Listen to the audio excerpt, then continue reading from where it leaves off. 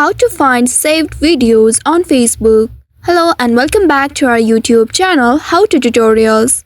In today's video, I'm going to show you how you can find saved videos on Facebook. To do so, first of all, you will need to open your Facebook application on your mobile device and make sure you are logged into your account. Once you are logged into your account, you will land on this home page.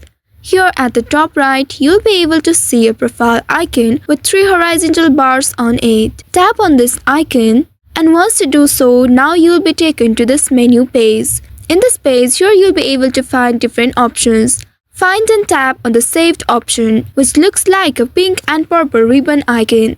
Once you find it, you will need to tap on it, and inside it, here you'll be able to see your saved content. Now tap on the See All button under the most recent saved videos, and once you reach to this page, here tap on this All button at the top right, and from this drop down menu at the bottom, tap on this Videos option. After that, you will be able to view your videos that you have saved on Facebook. This step will help you easily locate any videos you have previously saved on Facebook. So by following these steps, you should be able to find your saved videos on Facebook. I hope this tutorial was helpful. If yes, don't forget to like, share and subscribe to our channel.